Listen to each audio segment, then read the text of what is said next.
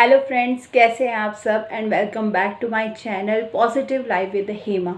And I hope कि आप सब अपने अपने घरों में स्वस्थ हैं, अपना ध्यान रख रहे हैं, अपनी फैमिली का ध्यान रख रहे हैं। तो फ्रेंड्स, एक और न्यू वीडियो के साथ मैं आपके साथ आई हूँ और आज की वीडियो में हम शेयर करने वाले हैं कुछ ऐसी हैबिट्स जिनको अगर हम अडॉप्ट कर लें और अपनी लाइफस्टाइल में उनको इन्वॉल्व करना शुरू कर दें तो हम अपने को और अपनी फैमिली को फिट रख सकते हैं। जो आजकल बीमारियां हैं उनसे अपने आप को प्रिवेंट कर सकते हैं। तो शुरू करते हैं आज का video without any delay.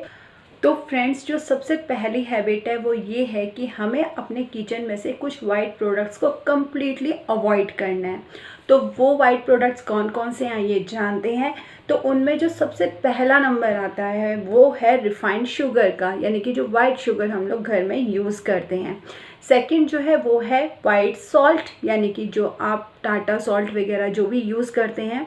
And third one is the white floor, यानी कि वाइट आटा जो हम यूज़ करते हैं। अब ये हमारे लिए हमें ये क्यों अवॉइड करने हैं, इनका रीज़न आइए जानते हैं। तो सबसे पहले हमने कहा कि वाइट शुगर हमें अवॉइड करनी है, जिसको रिफाइंड शुगर के नाम से भी जाना जाता है। एकदम जो दिखने में बड़ी साफ़ सुथरी वाइट क्रिस्टल्स हमें मिलते हैं शुगर के। तो एक्चुअली फ्रेंड, क्यों अवॉइड करना है, आप सब जानते हैं कि इसमें सिर्फ कैलोरीज ही कैलोरीज होती हैं। इसमें कोई फाइबर नहीं होता, इसमें कोई न्यूट्रिशन कोई कुछ भी नहीं होता, ना इसमें कोई मिनरल्स होते हैं। ये सिर्फ क्या करती है, हमारी बॉडी में जाके हमारी बॉडी में कैलोरीज को बढ़ाती है। तो आप जब हमारी नेचर ने हमें इतने सारे ऑल्टरनेटिव्स दे रखे हैं, ठीक है, ऑल्टरनेटिव नहीं, एक्चुअली पहले तो वही थे, तो हमें हमारी जो नेचर में प्रेजेंट वही थे तो हमें उन्हीं को यूज़ करना चाहिए था। लाइक आप इसकी जगह जैगरी यूज़ कर सकते हैं, यानी कि गुड़ यूज़ कर सकते हैं, शक्कर यूज़ कर सकते हैं, या फिर आप खांड यूज़ कर सकते हैं। तो इनमें क्या होता है, इनमें calories compare to white sugar बहुत कम होती है, ठीक है, क्योंकि जब रिफाइनिंग प्रोसेस इन्हीं से क्या किया जाता है, शुगर बनाई जाती है, इनको रिफाइन कर दिया जाता है। और ड्यूरिंग द रिफाइनिंग प्रोसेस क्या होता है, इनमें से मिनरल्स, ठीक है, इनमें से आयरन सब कुछ एक्सट्रैक्ट आउट हो जाता है और सिर्फ क्या बचता है, कैलोरीज वाली वाइट क्रिस्टल्स, जो कि वाइट रिफाइंड शुगर के नाम से मिलती है। तो फ्रेंड्स, हमें क्या करना है, अपने खाने में या जो भी अगर हम मीठा लेना चाहते हैं तो उसमें हमें गुड़, शक्कर या खांड को इन्वॉल्व करना है। बच्चों के लिए आप दूध में हनी भी ऐड कर सकते हैं, क्योंकि वो हेल्थ वाइज भी अच्छा होता है। और उसके साथ साथ आपको ये आप क्या कर सकते हैं कि जब आपने खाना खा लिया, खाना खाने के बाद आप थोड़ा सा शक्कर या गुड़ ले सकते हैं, क्योंकि ये क्या करता है, एक तो आपकी मीठी खाने की क्रेविंग को कम करता है, और साथ में देखिए अगर आप शुगर ले रहे हैं तो ये क्या करता है, आजकल आपने देखा होगा डायबिटिक्स बहुत कॉमन प्रॉब्लम है ना, डायबिटिक पेशेंट आपको दिखेंगे कॉमनली, और शुगर लेवल जल्दी से एलिवेट हो जाता है। तो इसका रीज़न यही है कि हम क्या कर रहे हैं, रिफाइंड शुगर यूज़ कर रहे हैं, जिससे हमारे ब्लड का जो शुगर लेवल है वो क्या हो जाता है, इंक्रीज़ हो जाता है। अगर आप गुड़ लेते हैं तो उससे आपको डाइजेशन में भी हेल्प मिलती है और वो कैलोरीज वाइज बहुत कम होता है कंपेयर टू वाइट शुगर। तो पहले आपको क्या करना है, अपने किचन से कंप्लीटली हटा देनी है वाइट शुगर को। इसके अलावा मार्केट में मिलने वाले जितने भी प्रोडक्ट्स होते हैं जो कार्बोहाइड्रेट रिच होते हैं, जैसे कि स्वीट्स वगैरह हो गई, मैदा वगैरह हो गया, ये आपको कम्प्लीटली अवॉइड करना है। एंड दूसरा जो हमने बोला था, that is white salt. Now what is white salt, white salt होता क्या है, एक्चुअली वाइट सॉल्ट भी क्या है, एक रिफाइंड सॉल्ट है, ठीक है। तो रिफाइंड सॉल्ट में क्या होता है, सोडियम का अमाउंट बहुत ज़्यादा होता है। अगर सोडियम का अमाउंट ज़्यादा होगा तो इससे दो प्रॉब्लम होती है, एक तो बीपी वगैरह बढ़ता है, और दूसरा क्या करता है, हमारी बॉडी में वाटर रिटेंशन होती है, एडिमा की प्रॉब्लम होती है, यानी कि वाटर रिटेन हो जाता है। तो इसके लिए हमें क्या करना चाहिए, हमें जो सेंधा नमक आता है वो यूज़ करना चाहिए, क्योंकि उसमें क्या होता है, सोडियम का कंसनट्रेशन कम होता है इसके कंपैरिजन में।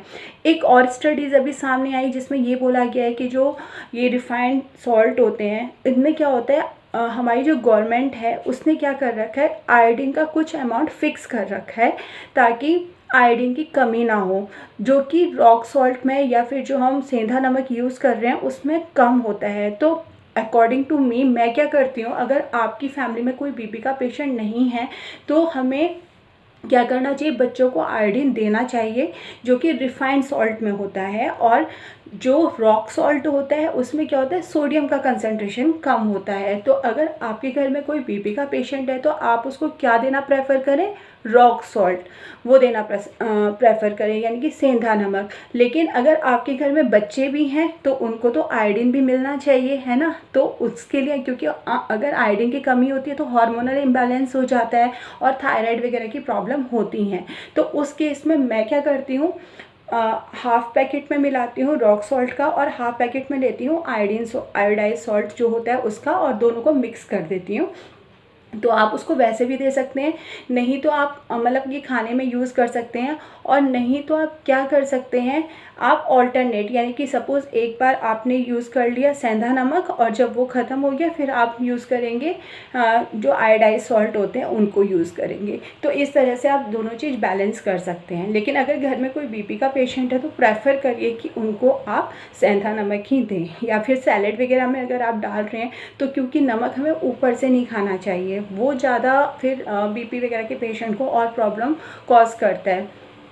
तो ये रीज़न है कि हमें वाइट सॉल्ट कम लेना चाहिए, और अगर हो सके तो वीकली हमें क्या करना चाहिए, एक फ़ास्ट ज़रूर करना चाहिए। क्योंकि फास्टिंग करने से क्या होता है ना, अगर आपने सोडियम लेवल आपकी बॉडी में थोड़ा सा ऊपर भी चला गया है और वाटर रिटेंशन हो रहा है, जैसे कि आपको अपना फेस कई बार मतलब लगता है ना कि स्वेलिंग सी आई हुई है, तो वो किसकी वजह से होता है, हमारी बॉडी में सॉल्ट इनटेक जब ज़्यादा हो जाता है तो सोडियम ज़्यादा होने की वजह से वाटर रिटेंशन हो जाता है। तो उस वाटर रिटेंशन को कम करने के लिए आप क्या कीजिए, हफ्ते में एक फास्टिंग कीजिए, जिससे क्या होगा आपका जो, और अगर आप उस दिन सॉल्ट नहीं लेंगे तो सोडियम इनटेक आपका कम होगा और आपका वाटर रिटेंशन भी कम हो जाएगा, राइट।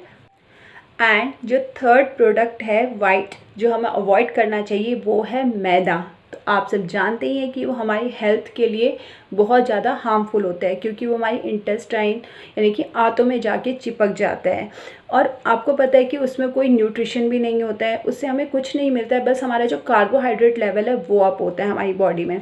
तो हमें मैदा को बिल्कुल अवॉइड करना है। और इसके अलावा अगर आप ये कर सकते हैं कि आप केवल गेहूं का आटा ना लेके उसमें आप थोड़ा सा बाजरा पिसवा लीजिए, थोड़ा सा ज्वार पिसवा लीजिए, या फिर जो काला चना होता है वो पिसवा लीजिए, तो उसकी जो न्यूट्रिशनल वैल्यू है वो और भी ज़्यादा बढ़ जाती है, राइट। उसमें स्टार्च का अमाउंट क्या हो जाएगा, कम हो जाएगा। और कोशिश करिए कि आप आटा जब गूंथते हैं उससे पहले जब आप छानते हैं तो उसको ज़्यादा ना छानें, उससे क्या होता है ना, उसका फाइबर पूरा अलग हो जाता है। तो अगर फाइबर अलग हो जाता है तो क्या होता है, उसमें स्टार्च ज़्यादा रहेगा। अगर आप फाइबर अपने फूड में ज़्यादा लेंगे तो ये आपके डाइजेस्टिव सिस्टम के लिए भी अच्छा रहता है और साथ में फ़ैट रिड्यूस करने में भी हेल्प करता है। तो फ्रेंड्स, ये 3 वाइट्स से जो हमें अपने किचन में कम्प्लीटली मतलब हटा देना चाहिए अपने किचन से, राइट। इसके अलावा और कौन कौन से हैबिट्स हैं जो हमें अपनी लाइफस्टाइल में इन्वॉल्व करनी चाहिए, तो वो 4th हैबिट है कि हमें अपने किचन में सिर्फ या तो ऑलिव ऑयल का यूज़ करना चाहिए या फिर मस्टर्ड ऑयल, सरसों के तेल का यूज़ करना चाहिए, राइट। और फ्रेंड्स, वो 4th पॉइंट जो हमें अपनी लाइफस्टाइल में लाना ही लाना है वो ये है कि हमें अपने किचन में यूज़ करना है सिर्फ मस्टर्ड ऑयल यानी कि सरसों का तेल, ऑलिव ऑयल या फिर जो एडिबल कोकोनट ऑयल होता है वो यूज़ करना है। और इसके अलावा आप घी का यूज़ कर सकते हैं। देखिए, ऐसा माना जाता है कि जो कोलेस्ट्रॉल मतलब कि जो ये ऑयल्स होते हैं ये क्या करते हैं, हमारा फैट बढ़ाते हैं। ये सही है, बट ये कब हमारा फ़ैट बढ़ाते हैं, जब हम इनका इंटेक ज़्यादा कर लेते हैं। अदरवाइज़ जो फ़ैट होते हैं वो हमारी बॉडी में एक बहुत इंपॉर्टेंट रोल प्ले करते हैं। क्यों? क्योंकि हमारी बॉडी के जितने भी हार्मोन्स हैं उनकी जो फंक्शनिंग है वो कम्प्लीटली किसके ऊपर डिपेंड करती है, फ़ैट्स के ऊपर डिपेंड करती है। और फैट्स भी अलग अलग तरह के होते हैं। हमारी बॉडी में गुड कोलेस्ट्रॉल भी होता है और बैड कोलेस्ट्रॉल भी होता है। बट आजकल हम कर क्या रहे हैं, हम आजकल बैड कोलेस्ट्रॉल का ज़्यादा यूज़ कर रहे हैं और गुड कोलेस्ट्रॉल का यूज़ बहुत कम कर रहे हैं, जिसकी वजह से इतनी सारी हमें बीमारियां हो रही हैं। तो हमें क्या करना है, अपनी किचन में या तो सरसों का ऑयल यूज़ करना है या जो एडिबल कोकोनट ऑयल होता है वो यूज़ करना है। ऑलिव ऑयल थोड़ा एक्सपेंसिव होता है, हर कोई यूज़ नहीं कर सकता, क्योंकि वो ऐसी चीज़ है जो हमें डेली अपने खाने में यूज़ करनी है। और एक बात का हमें और ध्यान रखना है कि जब भी आप ये तेल लें, आप ना उसके जो भी कंटेनर होता है उस पर ये रीड कर लें कि कोल्ड प्रेस्ड है कि नहीं है। एक्चुअली क्या होता है, दो तरह के होता है, एक होता है कोल्ड प्रोसेस और एक होता है कोल्ड प्रेस्ड और एक होते हैं हॉट प्रोसेस। यानी कि कोल्ड प्रेस्ड वो ऑयल्स होते हैं जिनको इस सिचुएशन में एक्सट्रैक्ट किया जाता है कि कोई उन्हें हीट प्रोसेस नहीं किया जाता, यानी कि उनको हीट से उनसे ऑयल नहीं निकाला जाता, जिससे क्या होता है उसके जो न्यूट्रिशंस होते हैं वो इंटैक्ट रहते हैं, उनकी जो उनमें जो पोटेंट न्यूट्रिशंस होते हैं वो इंटैक्ट रहते हैं, वो इनएक्टिव नहीं होते। जबकि जब हीट प्रोसेस किया जाता है तो उसमें ऑयल निकलता है, बट क्या होता है ड्यूरिंग हीटिंग उनको जब हीट करके निकाला जाता है तो उसके अंदर जितने भी न्यूट्रिशन होते हैं वो इनएक्टिव हो जाते हैं। तो हमें ये ध्यान रखना है कि हम कोल्ड प्रेस्ड ऑयल ही यूज़ करें।